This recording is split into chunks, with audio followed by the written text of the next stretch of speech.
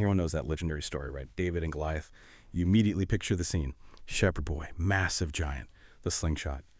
But what if there's, well, a lot more to it than just that one dramatic moment on the battlefield? What if this ancient narrative actually holds some surprising keys for overcoming the really big challenges in your life today? And I don't just mean the obvious external stuff. I mean those sneakier internal struggles that honestly can sometimes feel even deadlier. Today, we're doing a deep dive into an outline that explores exactly this, overcoming the great enemies of the indestructible church.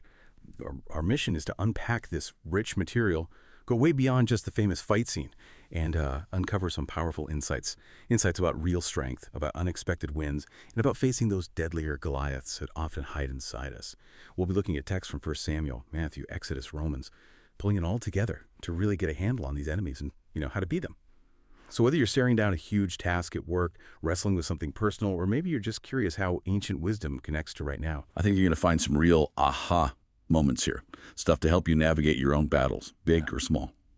Okay, so let's dive in. This outline, it kicks off with something pretty bold, doesn't it? It says the Church of God is unconquerable, untouchable, indestructible. That's, wow, a powerful claim right from the get-go. It really is. And what's fascinating right away is how it connects this idea, this indestructibility, directly to David's victory over Goliath. It's framing that event not just as history, but as a kind of foundational lesson in resilience. It really echoes what Christ says in Matthew 16:18. Right. The gates of hell shall not prevail against them. Right. The gates of hell. That's not literal gates, is it? Exactly. It's more a metaphor for all the overwhelming forces of opposition, spiritual darkness, that kind of thing. It sets a pretty epic stage for everything else we're talking about. Okay, so let's start there with that first big confrontation. The outline calls it the war against a menacing, defiant Goliath. We know the basics. Goliath, champion of Gath, standing there just openly defying Israel's armies. The source highlights his height, 6 cubits in a span. What is that in today's terms? It's roughly 9 feet, 9 inches, just massive, a literal giant. Whoa, okay, and he challenges them, right? Yeah. Send one man to fight me. I defy the armies of Israel this day. This wasn't just like a personal insult, was it? Oh, not at all. The source makes it really clear. Goliath wasn't just David's enemy. He was an enemy to the entire nation of Israel. His goal was much bigger.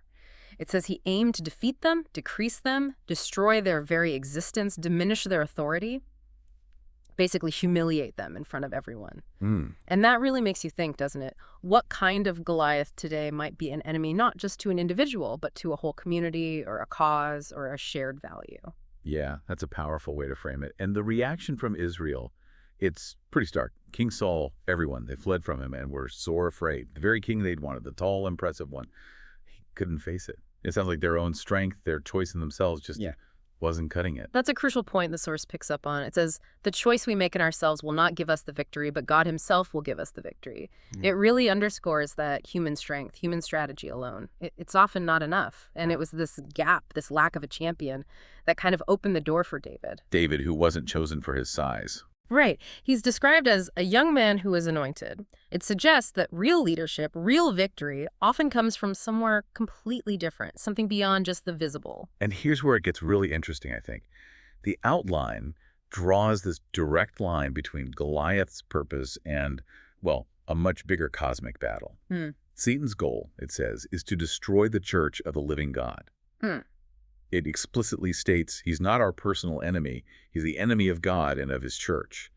Suddenly, this ancient fight feels huge, eternal almost. Exactly. It gives the whole conflict this deeper theological weight. But, and this is key, the source immediately reassures us the gates of hell cannot prevail against the church. And then it backs this up with these powerful examples from history, like Exodus 15, where the Lord is called a man of war, shattering enemies, showing unmatched power. It makes the point that, the idols of other nations, they just can't compare to the living gods. That's a really vivid picture. It is. And then there's that incredible story in 60 Kings 19, King Hezekiah facing this seemingly unstoppable Assyrian king. The one who was blaspheming. That's the one. And Hezekiah doesn't even fight. A single angel takes out 185,000 enemy soldiers overnight. It really hammers home the point. Nobody can defeat us as we hide under the banner of the Lion of the tribe of Judah. The Lion of Judah. That's a title for Christ, right? Symbolizing his power. Precisely. It's about divine authority and protection. Victory isn't about our might, but about being under that banner. And this pattern, it continues even after Christ into the early church. Absolutely. Look at Acts 12. King Herod is actively persecuting the church, arresting people, even killing James. But what happens? Herod gets struck down by an angel, eaten by worms, the source says graphically, while at the same time, the word of God grew and multiplied. Wow. So even when powerful people try to stamp it out. It actually thrives. It shows that God's purpose endures, even grows through opposition. So pulling this together, what's the takeaway for us facing our own giants? It sounds like it's about recognizing some challenges aren't just personal, they're bigger. And there's this underlying assurance of victory, this divine backing. So we shouldn't just focus on the enemy's size or threats, their stature, boasting, and weapon, as the source puts it, because the victory is somehow already secure. That's the core message, yes. It's about shifting perspective from the overwhelming threat to the even more overwhelming power available through faith, looking beyond the immediate. Okay, so let's pivot to David himself then. How does this young shepherd actually do it? What's his weapon? The outline calls it the weapon of mighty deliverance from Goliath. He doesn't grab a sword. He picks up 5 smooth stones out of the brook and his sling. That's it. And facing Goliath's sword, spear, shield, David declares, "I come to thee in the name of the Lord of hosts, the God of the armies of Israel." It was, as this source says, a little despised weapon, but it worked. It's such a pivotal moment, isn't it? It shows so clearly that victory doesn't hinge on the usual tools of war, but on faith and divine empowerment. And what's really helpful is how the source breaks down David's whole approach into 7 specific actions, or maybe characteristics. These aren't just historical notes. They feel like really practical insights for anyone facing a Goliath today. Okay, let's walk through them. First up, compassion for the fainting. It points to 1 Samuel 17, where David sees the Israelites shivering and trembling, totally afraid. And it says his compassion for their fear is what actually stirred him to act. It wasn't just his own courage, but empathy. That's such a key insight. How often is our real motivation to tackle something huge, not just about us, but about seeing others struggle? The source suggests, if you are going to overcome for yourself, the church, and your nation, you must have compassion on the fainting. Think about it, great leaders, activists, often driven by empathy, not just ambition. It unlocks a different kind of bravery. That makes sense. And connected to that, he didn't go it alone. The second key, conversation with the faithful. He actually talks with the guys who still had some hope, even if they felt powerless. The outline says, you cannot be a lone ranger if you are going to be an overcomer. Yeah, that speaks volumes about community, doesn't it? Shared purpose. Even if others can't physically fight, their desire for victory, their belief, that matters. David sought connection first. It tells us that drawing strength and maybe counsel from supportive people, even when things look bleak, that's crucial, collective strength. But even with support, he hit roadblocks from unexpected places. Third key, confrontation of the family. His own oldest brother, Eliab, gets angry, questions his motives, accuses him of pride. And David's response is simple. Is there not a cause? He had to face down skepticism from his own family. It's such a relatable struggle, honestly, pursuing something you believe in, something important, and facing pushback, maybe even anger from people close to you who just don't get it. Recognizing that kind of internal resistance as, well, almost part of the process, that's key to not getting sidetracked, staying focused on the cause. Right. The number 4, consecration in its fullness. This is where David tells Saul about fighting off the lion and the bear to protect his sheep. He's showing his track record, his dedication. He essentially says Goliath is just like them, another threat he's prepared for, because he was faithful in his everyday duties. And his confidence here, it's not arrogance, is it? It's rooted in experience. In his commitment to his responsibility as a shepherd, he wasn't just boasting. He was saying, look, I've faced danger before because I was doing my job, trusting God, and I came through. This is the same. It shows how faithfulness in small things really prepares you for the big challenges. Okay, and that leads right into number 5. Confidence not in the flesh. King Saul tries to give David his own armor, the royal gear, but David refuses. He says, I cannot go with these, for I have not proved them. He sticks with his simple tools, what he knows, what he's proven. This just perfectly illustrates that idea. What will win the battle is faith and anointing, not just physical strength or somebody else's strategy. It's about knowing and using your unique gifts, your own proven tools, your divine empowerment, instead of trying to wear someone else's armor. That feels really relevant today, you know? Trusting your own way. Definitely. Okay. 6th, confession of faith. David doesn't just think it, he says it, right to Goliath's face. That declaration. I come to thee in the name of the Lord. The outline really stresses this. Don't let words of unbelief ever come out of your mouth. He's speaking victory into existence almost. It really highlights the power of that spoken belief. It's not just internal. Proclaiming it out loud, it solidifies your own resolve, and the text implies it actually impacts the situation. It's like setting your intention, declaring your faith in your abilities and your support, even when things look impossible. We see that in sports, in leadership. That verbal commitment matters. And the final one, number 7, commitment of all the followers.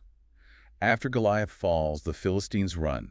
But then critically, the Israelites, the ones who were terrified, they arose and shouted and pursued the enemy. David's single act ignited courage in everyone else. It shows that amazing ripple effect, doesn't it? One person's courageous faith, grounded in these principles, can totally galvanize a community, turn fear into action. The source says courage came to the people of Israel when they saw the fall of Goliath.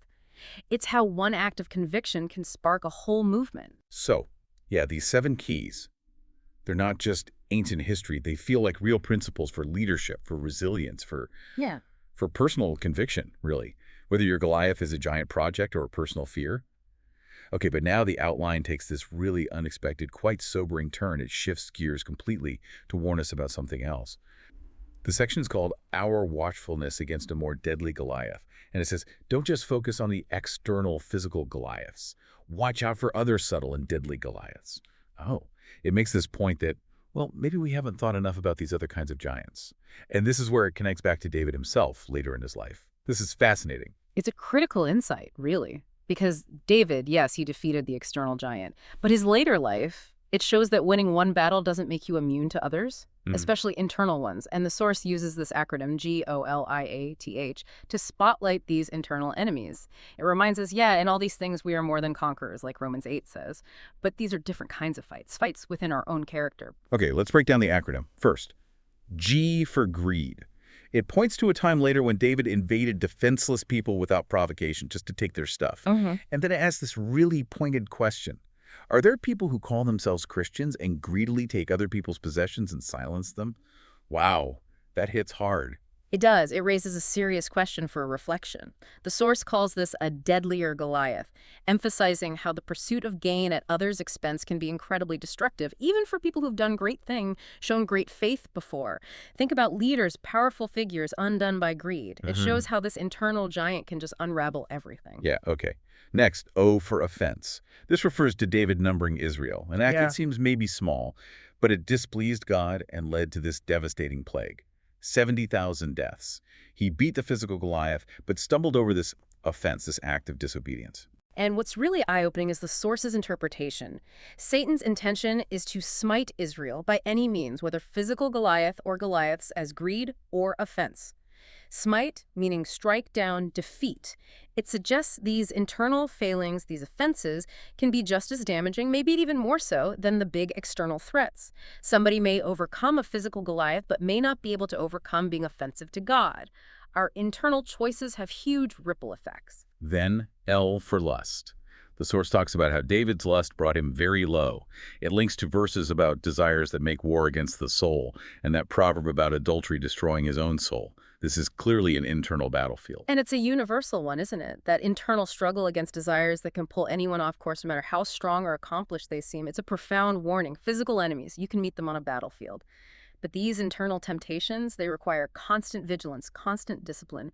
They attack your very core. Fourth is I for idleness. Proverbs 24, 2 Samuel 11.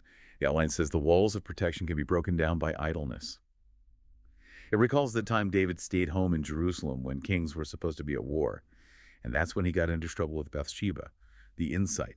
If he had been on the battlefield, he wouldn't be in the situation he found himself. That raises a really potent question for us, doesn't it? How does drifting, lacking purpose, maybe just not being engaged where we should be, how does that make us vulnerable?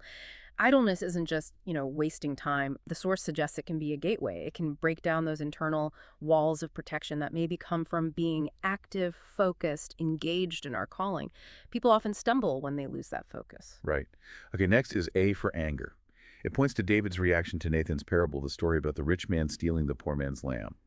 David's anger was greatly kindled. He was furious, even though, ironically, he was the one who had done far worse. That warning, judge not that ye be not judged, seems tailor-made for this moment. It really exposes that hypocrisy trap, doesn't it? Judging others fiercely for faults we have ourselves, maybe even worse ones. The source quotes Ecclesiastes, "Anger resteth in the bosom of fools."